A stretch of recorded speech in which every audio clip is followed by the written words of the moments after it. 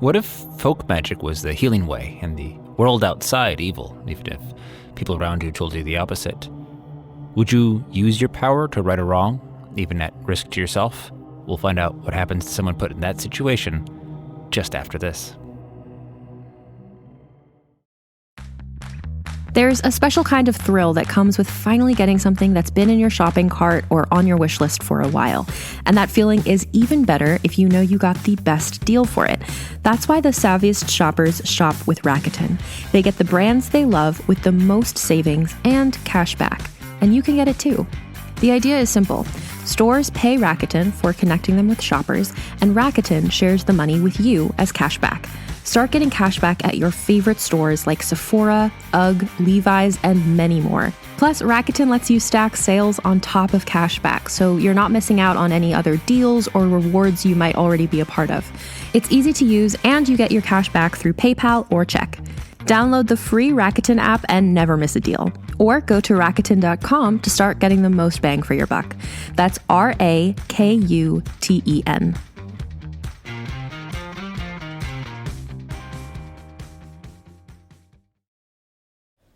The name's Harry Dolowich, a.k.a. King of the Egg Cream, and boy, do I have a story for you. So if you like love stories with a side of racketeering, make sure you tune in to King of the Egg Cream, wherever you get your podcasts. Hi, this is Fred Greenhalgh, your host of Undertow, Realms podcast, taking you under the surface and into the weird and the wicked. I'm also co-creator of the series we're experiencing, The Dark Tome. This one is one of my personal favorite stories in the collection, Trial Day. It's a short story penned by Tananarive Due, horror writer and educator on Black horror and Afrofuturism. She and her husband, Stephen Barnes, run the Life Writing podcast, which, incidentally, is also distributed via Realm. In Trial Day, we have the mirror spun around on stories about rural people with folk magic. What is often depicted as a source of evil, and is certainly perceived that way by characters in the story, instead turns out to be a tool of our protagonist when facing a great societal wrong. Today's episode starts with a quick rehash of the ending of the previous episode, Ink, before going straight into the Dark Tome's next story for us, Trial Day.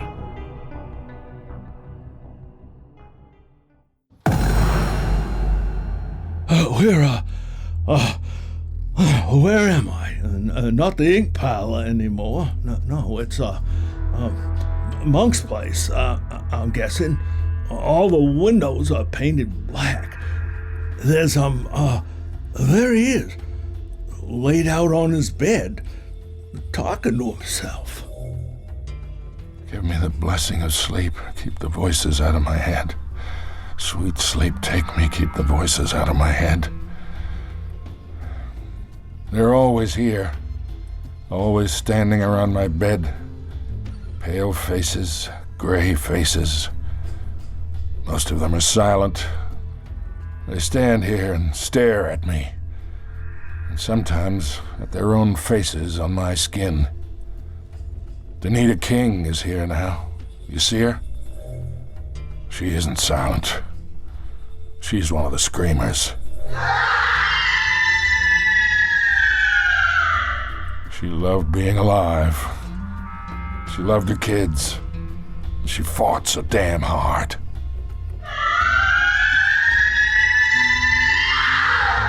Danita will scream like that every night for as long as I live. That was the price for her revenge. And we'd both been willing to pay it. God damn it. My name is Gerald Addison. Most people call me Monk. Tomorrow, I'll get up, get washed, and maybe I'll spend the day chasing a bail skip. Or maybe a client will find me. I lay here at night and listen to the screams.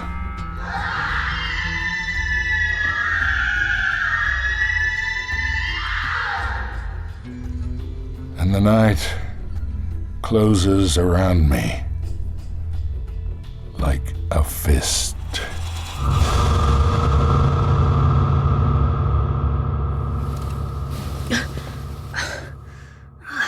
How long have I been asleep? Ow, my bed. What day is it? Sunday? Sunday? Wasn't it Saturday? Or Friday? What? My phone's been blowing up. Missed call, mom, 9 times? Voicemail? Cassie, where are you? Did you know what you did to Mark? Delete. Cassie, I'm serious. You've been gone now for 12 hours. If you Delete. Cassie, tell me where you are. I'm serious. Mark's gone. I'm scared. I don't want to call the police. Delete. Oh, look who's calling. No thanks, Mom. I'm not in the mood to talk to you. Not now. Maybe never. I had to get up. See what's going on with Mr. Gussie? Mr. Gussie! Maybe he's downstairs.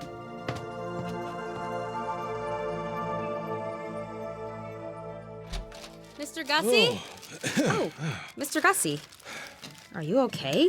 Just Rosie, Cassie. You look like you're gonna throw up. You went into the dark tome on your own again, didn't you? Yeah, that's right.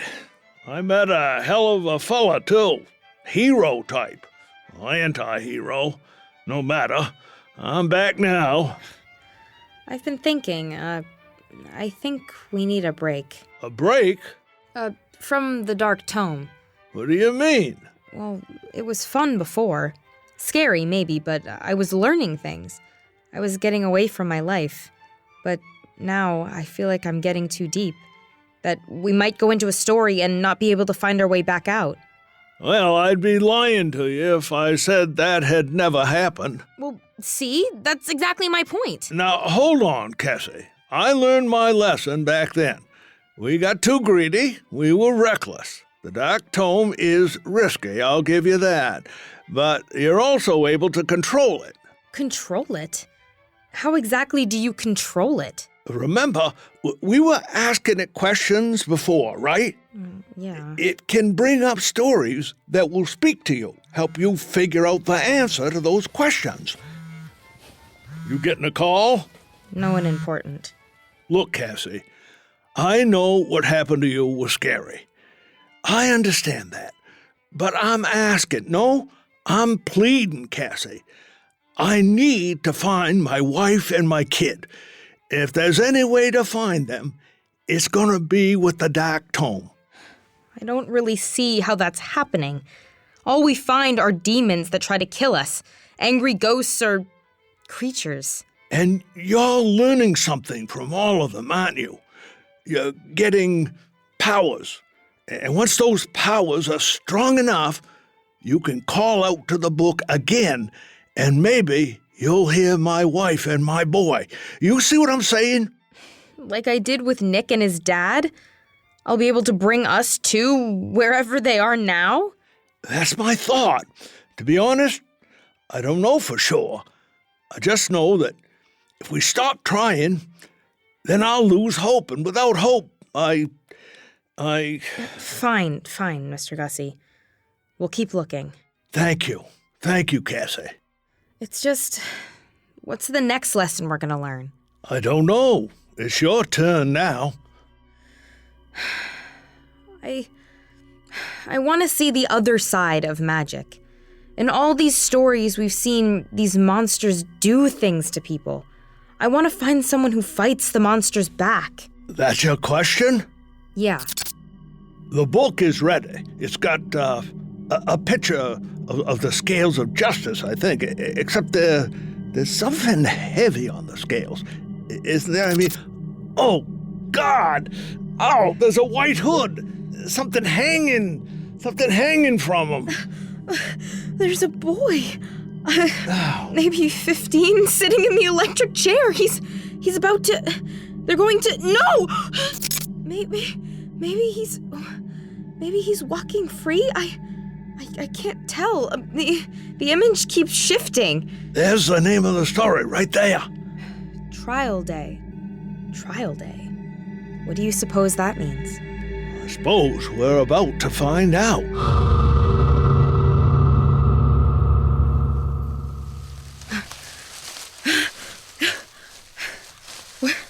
Where are we now? I'll wager we're in the deep south, based on that big field of cotton over there. Thanks. Huh. July 20, 1927. Looks like a boy named Wallace Lee is going to stand trial today. You folks talking about my brother? Hi there. Sorry, we're just passing through town. Newspaper says something about a trial. That's right. Today is Brother's trial day. What'd he do? I'll tell you in a minute. Will you sit with me? Daddy's gone, and Bernadette, she doesn't want to hear my story. Okay, sure. Yeah, sure. Oh, and I'm Cassie. Gussie. I'm Lettie. At least, that's what my brother calls me. Doesn't that sound sassier than Letitia? Letitia is what my daddy and stepmother call me. Lettie, nice to meet you. This is a very nice house. It's Daddy's house. I live here with Daddy and my stepmother, Bernadette. Bernadette, she calls me Letitia, not Lettie. She says nicknames are low class. Daddy, he usually goes by whatever stepmother says. So Brother calls me Lettie in secret. Does your brother live here too? No, sir. Brother lives with his mama in Live Oak. That's a day's drive south of here in Daddy's shiny new 1927 Rickenbacker. That's farther than most people I know have traveled in their whole lives. I don't get to see Brother as often as I'd like. During the summers and sometimes for Thanksgiving, Brother can take a train, stay with us as long as 2 weeks. He can sleep on our couch if he can manage to turn his long limbs into knots. He's only 15 now, but he's always been tall. Brother lives with his mama? Isn't she your mama too? No. Brother and I, we have different mamas in different towns. Daddy never married either of our mamas, and all stepmother says is that the whole thing is a disgrace and that I ought to be ashamed, as if I could be responsible for any of the doings in the world before I was born. Yeah, my mom acts sort of like that too. If you got a good look at Brother, you'd know that his mama must be dark-skinned like my own, and judging by his long, thick eyelashes, she must have been pretty. Last summer, when he came and visited, he stood right here on this porch. He was nearly as tall as Daddy, and his voice had dropped to a lower register. And they just sat here on the porch, joking and laughing and having a conversation I wasn't allowed to listen to, like two grown men having a gay old time, not a father and son. I still remember the way they laughed, barking out into the night wind. I could hear them from my room, snuggled up into bed, and that sound seemed to surround the house, and I fell asleep with a smile, rocking in their happy noise. So how'd all this business about the trial come about? One morning I came downstairs for breakfast. Bernadette was at the kitchen table, and she told me the news like she just read it in the paper. Your brother Wallace Lee got himself thrown in jail, Letitia. Thrown in jail for armed robbery. That's what these young boys get for being so wild. They'll probably give that foolish boy the chair, robbing a white man like that. Your daddy took up with every tramp and hoodoo woman who looked his way. So what else can he expect? What are you looking at me like that for? Go and eat your breakfast. I was too scared for Brother to be angry about Bernadette's insults. The chair is the electric chair at Rayford State Prison, where colored men are sent to grow old, or to die, if they ever take the seat on the chair. I'd never imagined I could know someone who got sent there. Those were the hard luck stories from people with hard luck lives. But my daddy, he's Richard Reeves. He has his own grocery store and a cotton farm. He owns this house, a house with 2 stories and 3 bedrooms on a 30-acre piece of land that had once been owned by slaveholders. Daddy and Cecil Johnson, who owns the colored mortuary, they're the 2 most envied men in the county, and Daddy's most envied because Bernadette is so much more light-skinned than Mr. Johnson's wife. When Daddy installed the new upstairs bathroom, All our neighbors flocked to the house because they were still using outhouses, and they wanted to see with their own eyes how a colored man right here on Percival Street had a working toilet and bathtub upstairs in his house, in addition to the one downstairs. Good for your daddy. That's right. My daddy, he didn't have hard luck, so Brother couldn't be sent to Rayford. At least, that's how I saw it. Daddy came to my bedroom that night, tried to comfort me. The thing about your brother, that's just a misunderstanding, and it's being worked out. I'm sure Wallace Lee's home by now. You promise? Promise. Daddy didn't look me in the eyes when he said it, and I got a great, heavy feeling in my belly when I realized my daddy was lying to me. I'd never thought of Daddy as the kind of man who would lie to a stranger, much less to me. That's when everything in my world began to feel all wrong. It started with hearing about Brother's arrest. Hearing the lie in Daddy's voice had been the next. But the hardest, the worst wrong thing was yet to come. I knew it. You knew it? I know many things. Mostly things I wished I didn't. My teacher calls me unusually perceptive, but Bernadette, she accuses me of mischief and lies. When she looks at me, all she sees is wickedness. No, that can't be. Is so. Despite my efforts to behave as well as I can at all times, stepmother, she considers me the very living image of everything wrong in her life. I've known this since I was 5, the first time Daddy brought me to live with him because Mama was too poor. Bernadette hated me right away, at first glance.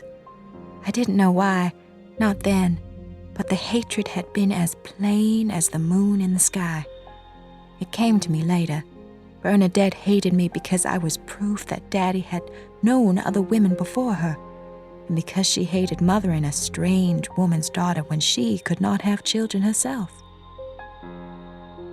But knowing why hadn't made me feel any more welcome in this house. I only ever felt welcome when Daddy came home at night, when Bernadette locked most of her hatred for me away and concentrated on finding things to dislike about Daddy. I was afraid to enjoy anything about Daddy's beautiful house, because none of it was really mine. I could be sent away at any time, and I would hardly ever see Daddy if that happened, like it was before. When I came home with powders for Mama to slip into Bernadette's bathwater, I only did it because I wanted her to stop hating me so much. She tells you she hates you? Oh, she would never say these things aloud, not like an evil stepmother in a fairy tale. But she doesn't have to. Words are only part of what some people are, usually the least important part. I can see right through people, as if they were standing before me naked. I can see right into people's hearts. You ever see things you wished you hadn't? All the time. When I go to church, people avoid me. People who steal from their bosses, people who are mean to their children, people who are courting someone other than their husband or wife. They're afraid I might tell on them.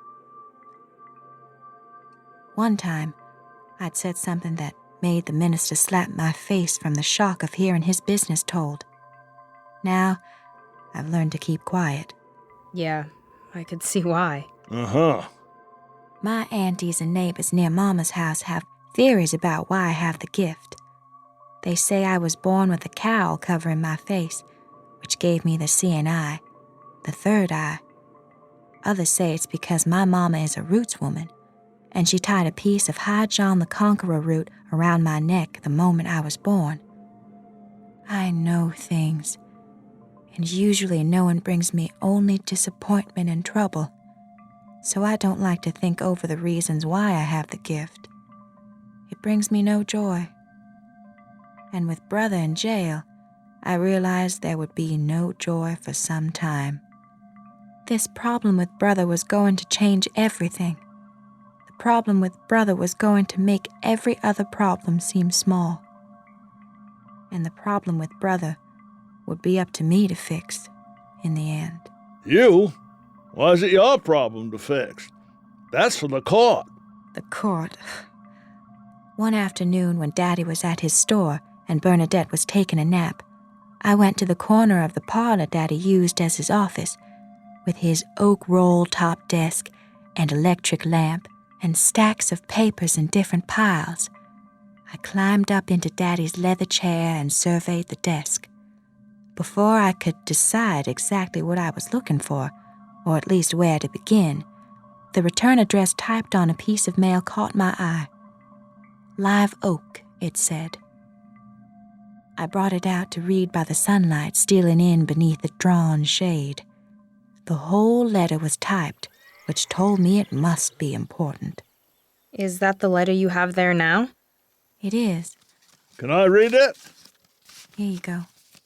Dear Mr. Reeves, regarding the matter of Wallace Lee Hutchins, I cannot impress upon you enough how urgent it is that you appear at the county courthouse at 1 p.m. Friday, July 20.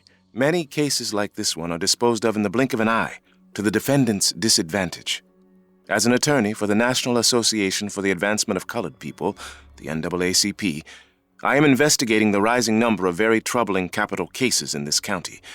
Your son's case is one of an alarming pattern. Please allow me to be frank. 2 eyewitnesses, including the shopkeeper, have told police they saw the 2 boys with a .22 caliber pistol at the time of the robbery. The witnesses and the defendants have quarreled in the past, so one party's word goes against the others. But since the witnesses are white, I don't have to tell you which version will have more credibility. Mrs. Kelly is fighting the charges against her son with all her soul. She was the one who contacted the NAACP, but I'm afraid she is in a similar position to your own son's mother.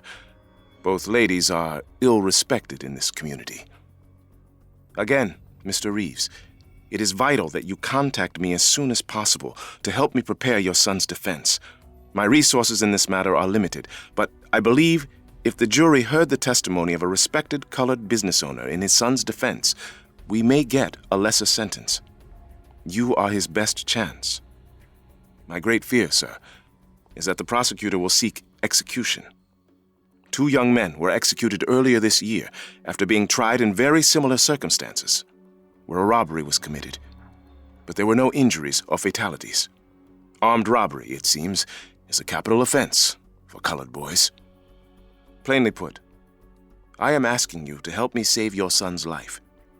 I think we can both agree that if these 2 young men committed an armed robbery, and although they both maintain their innocence, it's very possible that they did. They deserve a severe punishment in the eyes of the law. They will go to jail for a long time, as is only proper.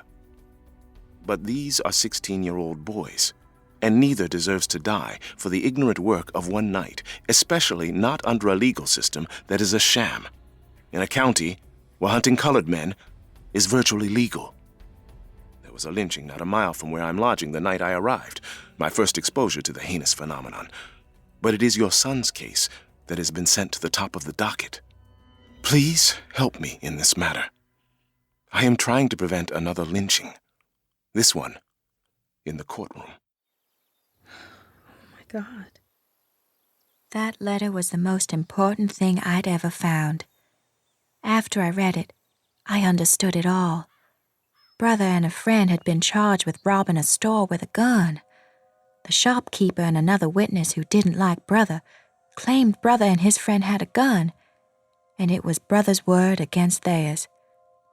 The court was rushing to take the case to trial, and they would probably ask for the chair.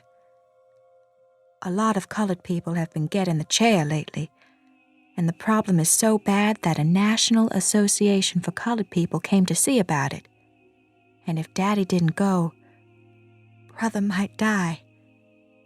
It was all so plain to me.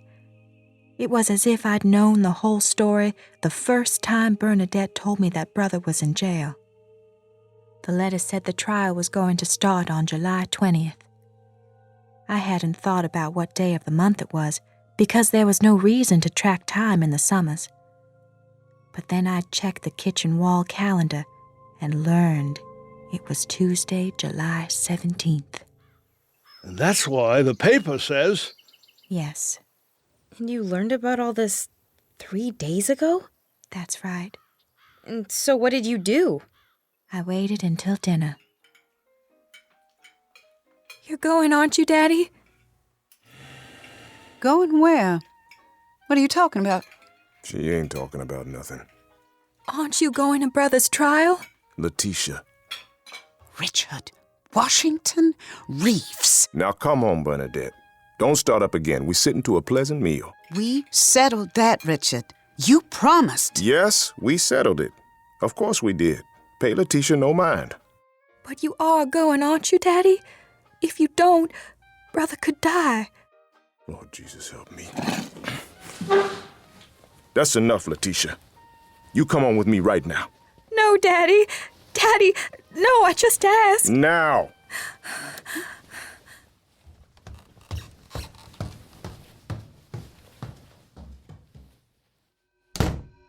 I'm sorry for what I said, Daddy. You're not going to hit me, are you? Have you been into my mail? Yes, sir. But I only wanted to know about Brother. Well, I'm very sorry you did that, Letitia. Because that letter was not meant for your eyes. That letter was from a lawyer from New York who's just trying to scare us so we'll do what he says. He hasn't lived down here, and he doesn't understand my position. He's asking me to do something I can't do. And I want you to put it out of your head. Your brother got himself in some trouble, so he'll probably go to jail. But I sent some money, and he'll be just fine. Daddy, he says you have to go, or Brother will get the chair. Daddy looked scared now, the way he looked the night he brought his hunting rifle out of the closet because a strange car was driving slowly past our house after dark. Some people were jealous of him, he said. Some white people. And jealousy was apparently something to fear. There was a bead of sweat on the bulb at the end of his nose, and he could barely make himself keep his brown eyes fixed on mine. You're too young to take all this in, Letitia. You can't believe everything somebody says just because it's typed on a piece of paper. That lawyer's job is to help your brother, but I'm not a lawyer, and I'm no help to him. And besides that, there's no chance they'll give Wallace Lee the chair. He didn't kill nobody. The letter said... What did I just tell you about believing everything that's typed on a piece of paper? That's a spook story he wrote in that letter. That's so I'll do what he says. But why won't you, Daddy? You have a car. You could just drive there. Nothing's that simple, little princess. Wallace Lee's mother and me knew each other a long time ago. She shamed herself in that town in ways that have nothing to do with me. And if I get all tangled in this mess, running off to a courtroom where there's newspaper reporters and such, then I'll be shamed too. A businessman can't afford to be shamed.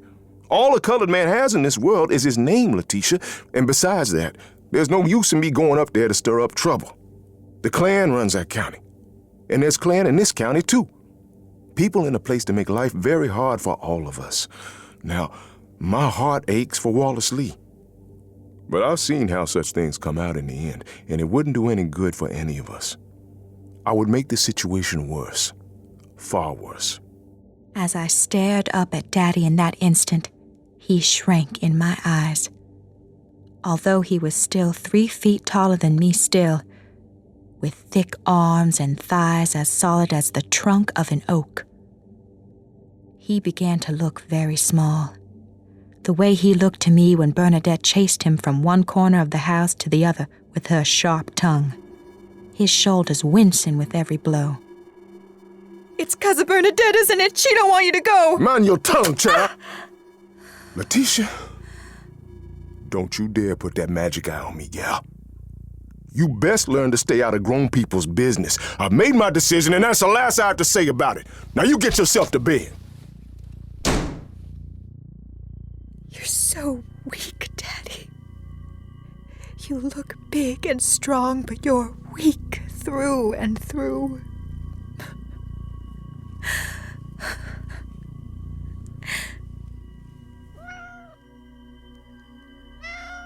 Hi, Midnight. Hi. Thank you. Thank you. Hi, listeners. This is Jason Liu, creator of Birds of Empire. I am beyond excited to introduce our new season and dive back into the world of New Dakota. Birds of Empire follows 4 young people from the clans of New Dakota: the Bears, the Rams, the Birds, and the Wolves. Each hero we follow will struggle with their own demons, burdens, and hopes as their battles play out across a sprawling, lush, and brutal landscape unlike any that's come before it. Birds of Empire is a modern folk epic that blends elements of history, fantasy, and myth to tell the story of an incredible world that might one day be. Book 1, The Dawn Age, introduced us to the world and the heroes who call it home. Book 2, The Seed of White Rock, continues our heroes' journeys as destinies collide, revolution brews, and new alliances are formed. All things return. Follow now on Apple Podcasts, Spotify, or wherever you're listening to never miss an episode. He hit you? For pointing out what was obvious? I learned long ago that the truth makes people angry, and to speak it was considered evil. Ain't that the truth? I walked the half-mile's distance on an unpaved road to see Mama. Whenever I went to Mama and cried about how mean Bernadette was to me, Mama knew how to fix it. She knew which powders, which doll, and which combinations of roots, bone, and blood would make Bernadette more humble, more tolerable, more kind. Bernadette never got completely quiet, something I'd wished for often. But after a good ritual or two, I noticed I had 2 or 3 weeks in a row when Bernadette did not say a single unkind thing to me. That was all the proof I needed that Mama's magic worked. Lettie, what troubles you? Brother, Mama. He get himself into some trouble? Yes, and Daddy won't help. Tell me the story, dear. I told her everything that had happened, starting with the morning Bernadette told me the news, all about the letter, about what happened at dinner. When I finished, Mama clucked her tongue and sighed. Oh, that man. Well, don't nothing change. Always too scared of what people think. I think it's 'cause of Bernadette. Well, shoot, we know that. What ain't the fault of that devil woman? Do a spell, Mama. Make it so Bernadette will say Daddy can go save Brother. Make her go out ahead or get her real sick or... No, we ain't gonna kill her. I see you thinking it. I remember that time we made her little doll. You twisted the leg and Bernadette fell off a horse next day. We can't do no more, Letitia. We hexed that woman 5-6 times. I told you that kind of magic comes back on you. Oh. She got protection. And she's coming back strong now. Nah, child. We mess with any bad juju now, and your brother's gonna die. Brother's gone die. Those 3 words turned my blood cold. The spirits is playing tricks. Somebody got a curse on that house, and we got to do a higher ceremony. Oh.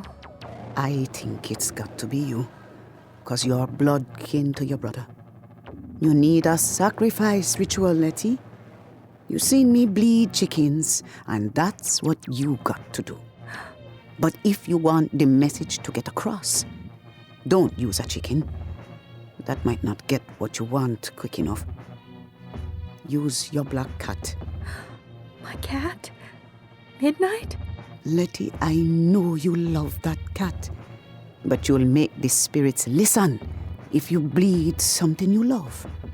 You see how I keep my bleeding chickens apart from my stewing chickens?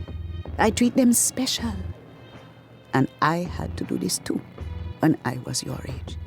I won't. Then you don't want to save your brother, do you? My stomach hurt as I thought of Brother's row of smiling teeth. Brother was in a cage somewhere, and soon he would go to the chair. Daddy will go see about him. Child, your daddy ain't going nowhere. I know your daddy. I know him. If he was gonna go, he'd have gone from the start. He would have been there and back. Nothing can keep that man from something he wanna do. And nothing can change his mind, neither.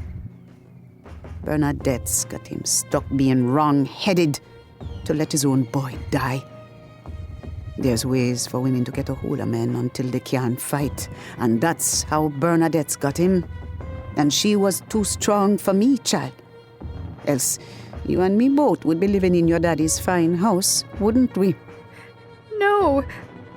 Bernadette, she can't be more powerful than you, Mama. This is one of them times you got a choice, Lettie. You can do what you want and hope things don't turn out wrong. Or you can do what you know will make things right.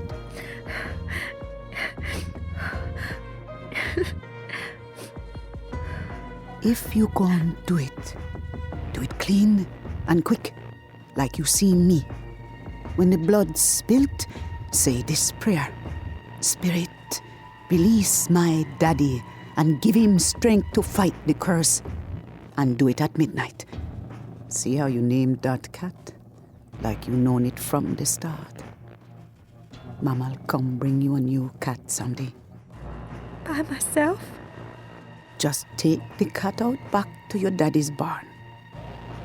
Do it quick. Take this knife. Just the size for midnight. Lettie, go and thank your mama. Thank you, Mama.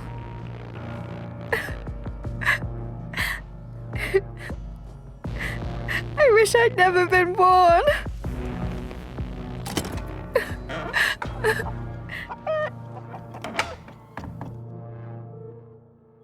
I don't remember my walk home. I don't remember what happened the rest of the day. You took the knife?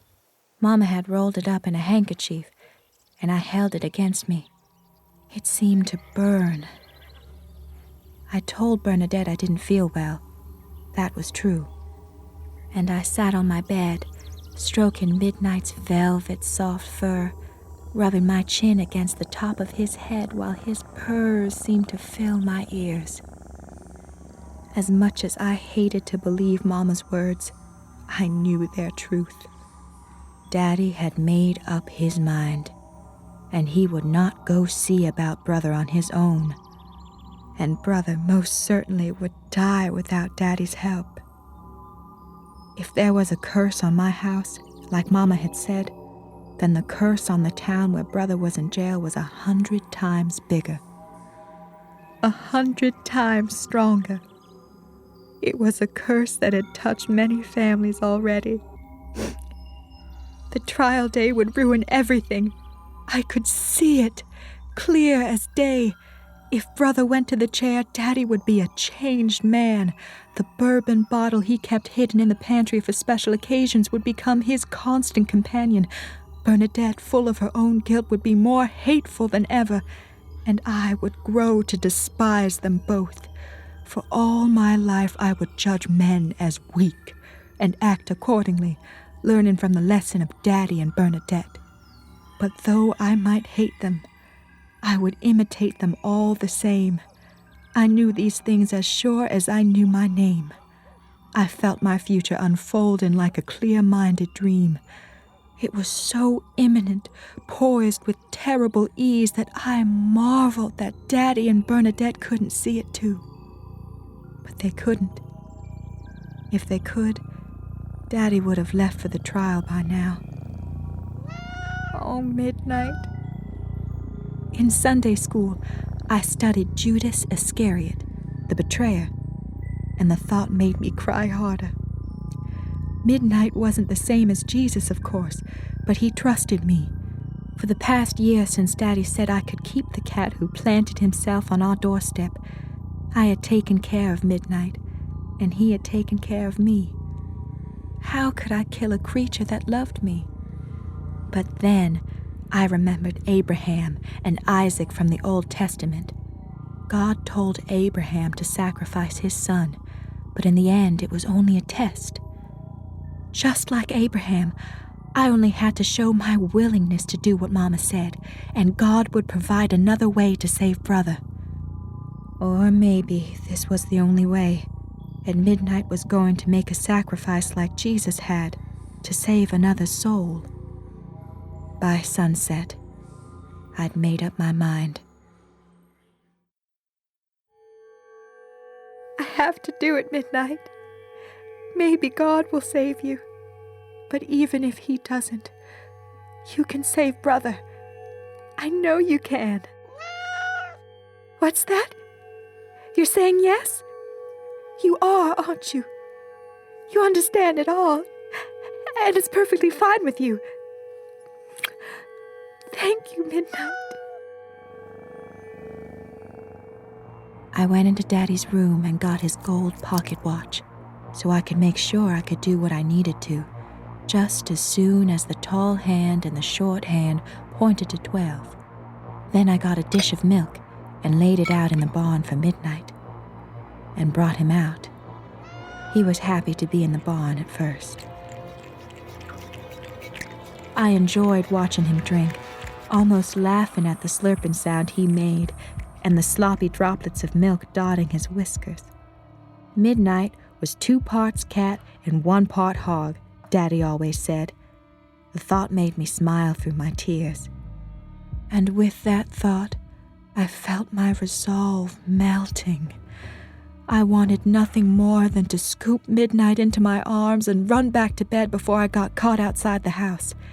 Then I remembered that wonderful sound of Daddy and Brother laughing on the porch, how that sound had lulled me to sleep.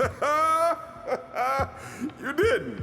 I remembered how Brother called me Lettie, how he hugged me and said he loved me every time he came to stay, never tugging on my hair or teasing me the way my friends' older brothers did. I looked at the watch. Only 2 minutes until midnight. How had the time gone so fast? God, please let Midnight forgive me for what I'm about to do. And please, let this just be a test, so you will stop my hand at the last moment. And please don't let Midnight die. But if Midnight has to die, please let his sacrifice stop the curse, so Daddy will go look after Brother and keep him safe. My prayer gobbled up a full minute. With as heavy a heart as I had ever known, choking me so much my head felt light, I realized it was time. I unrolled the handkerchief and took out the tiny, shiny knife Mama had given me. I tried it on my finger. It was razor sharp. It was time to hold Midnight tight and feed his blood to the spirits. Midnight, you're not going to like this. I need to pick you up and hold you still. I thought about the task, not about Midnight himself, or else with all his thrashing and complaining, I might feel sorry and forget what was at stake. Daddy was weak, so I needed to be strong, and that was that. Midnight fought me, wriggling like mad to get loose.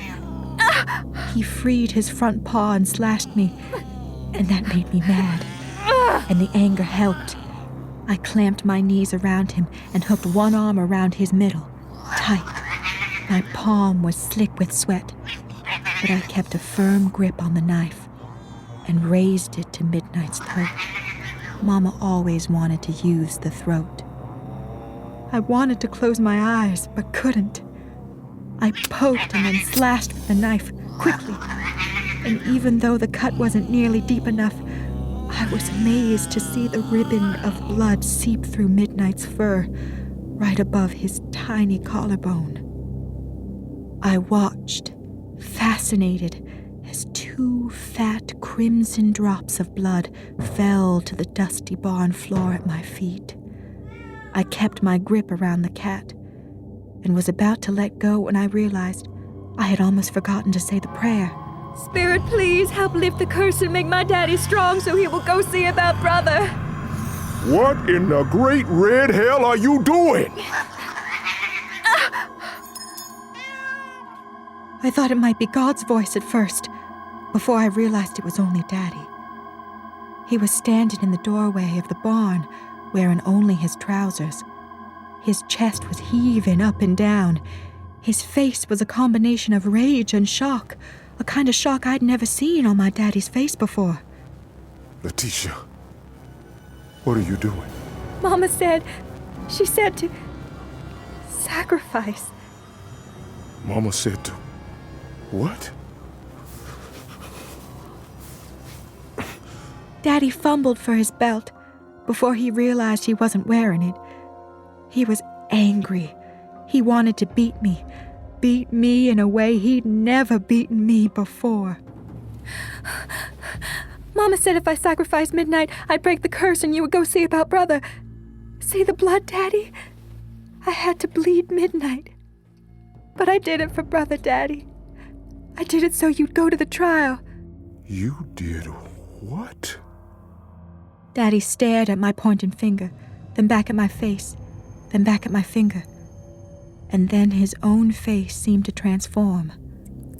The only light was the dim lantern I'd brought with the bowl of milk, but Daddy's face wasn't the same anymore. The only word for it, really, was haunted. He cradled his abdomen as if a grown man had kicked him in the stomach hard. We have to save brother, Daddy. Daddy rocked in place, like he did when he'd had too much to drink. Then he took a lurching step and turned so he was no longer facing me. One step at a time, he walked away. He did not look at me or speak to me. I saw him climb the steps of the back porch, and he was back inside the house. He left the back door wide open. Bernadette wouldn't like that, I thought. All the mosquitoes could come in. Midnight?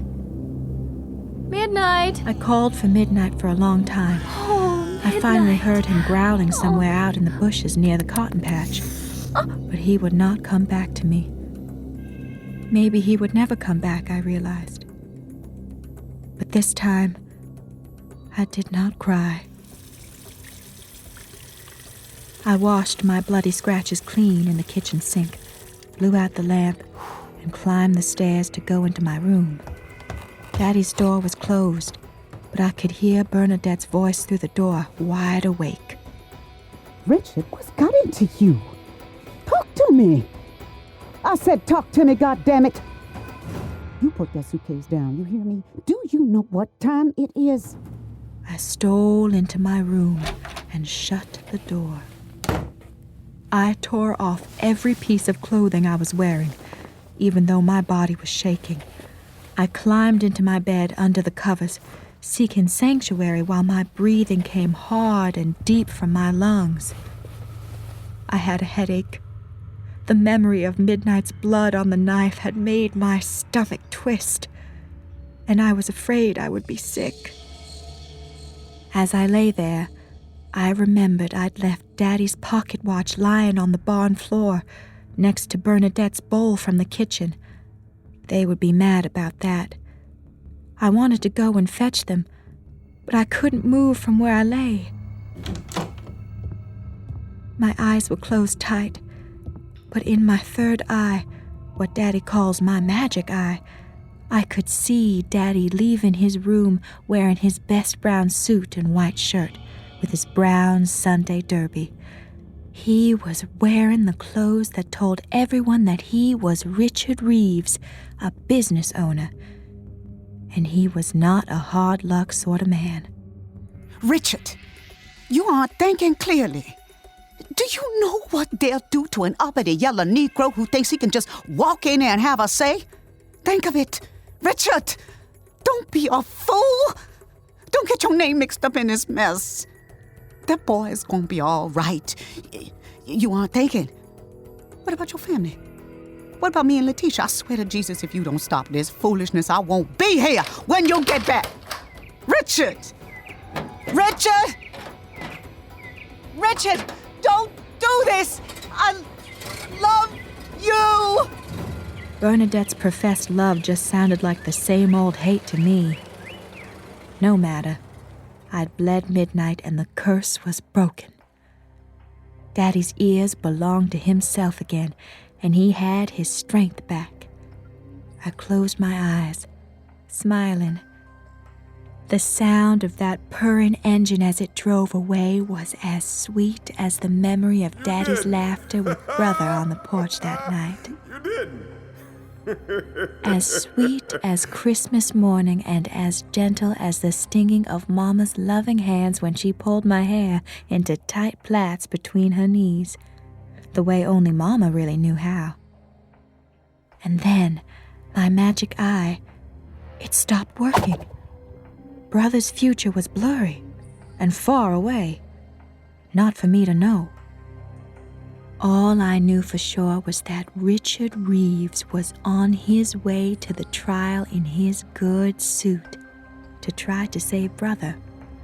And that knowledge would last me as long as I would live. That was last night? That's right. Daddy's off to defend Brother. It's trial day. Letitia? Who you talking to? That must be your stepmother, Bernadette. She's still here, but her words don't work on me anymore. Thanks, Lettie, for telling us your story. Yes, and good luck at the trial. I hope Brother goes free. You best be going now. I still got some prayers to say. My magic eye's not working, but God still listens to prayers, don't he? Yes, Lettie. I'm sure he does.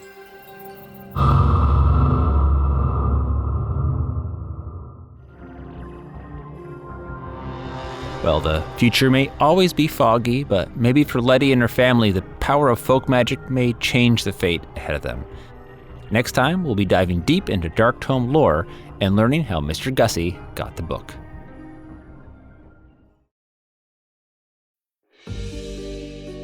There's something weird going on with influencers right now. I'm a little freaked out. They just get everything they want. Everything's a little too perfect. Their smiles are a little too straight. They're using filters I can't find anywhere. I know what I'm about to say might sound a little unhinged, but I think it might be witchcraft. At least, that's what Jenna Clayton thought right before she went missing. We're excited to introduce a new show from Realm, If I Go Missing, The Witches Did It, starring Oscar-nominated actress Gabourey Sidibe. When a Black writer goes missing, a white podcast host with a savior complex takes up the cause of finding her and collides with a coven of influencers she suspects are responsible. This show is a little bit of The Craft meets Mean Girls meets Get Out. Learn more about If I Go Missing, The Witches Did It at realm.fm, and be sure to listen and subscribe wherever you get your podcasts.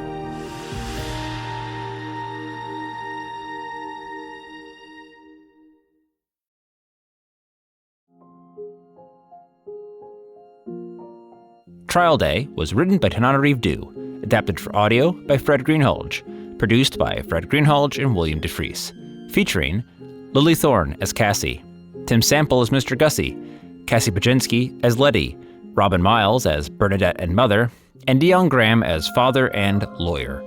Dialogue editing and sound design by Carlin Daigle. The Dark Tome's theme, Februar, is by Peter Van Riet. Additional music by Mind's Eye Productions.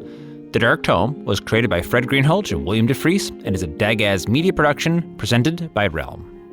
Undertow is a production of Realm, hosted by Fred Greenhalgh, produced by Mary Azadolahi and Haley Wagreich, associate produced by Nicole Kreuter and Alexis Latshaw, executive produced by Fred Greenhalgh, Molly Barton, and Marcy Wiseman. Undertow's theme, Dark Rumbling, is by Hubert Campbell. Cover art by Kendall Thomas. Find more shows like Undertow by following Realm at Apple Podcasts, Spotify, or at realm.fm. Realm is your portal to another world. Listen away.